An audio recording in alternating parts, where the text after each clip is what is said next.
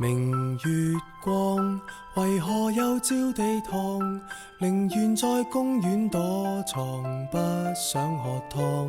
任由目光留在漫畫一角，為何望母親一眼就如罰留堂？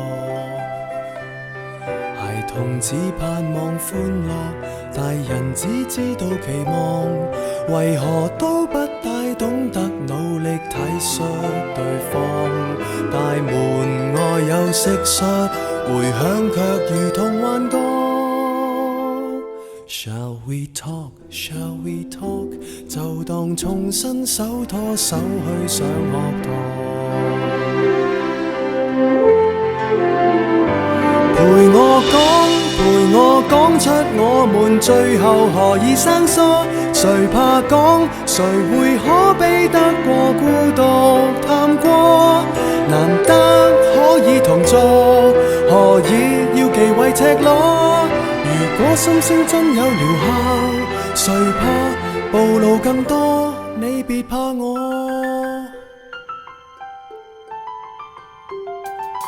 熒幕發光，無論什麼都看，情人在分手邊緣，只敢喝湯。若沉默似金，還談什麼戀愛？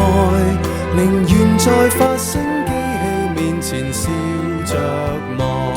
成人只寄望收穫，情人只聽見承諾，為何都不大懂得努力珍惜對方？螳螂面對蟋蟀，回響也如同幻覺。Shall we talk? Shall we talk? 就算牙關開始打震，別說謊。陪我講出我們最後何以生疏？誰怕講？誰會可比得過孤獨探過？難得可以同坐，何以要忌諱赤裸？如果心聲真有療效，誰怕暴露更多？陪我講，陪我親身正視眼淚誰跌得多？無法講，除非彼此已失去了能力觸摸。鈴聲可以寧靜，難過卻避不過。如果沉默太沉重，別要輕輕帶過。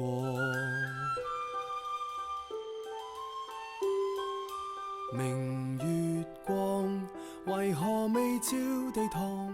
孩兒在公司很忙，不需喝湯。And shall we talk？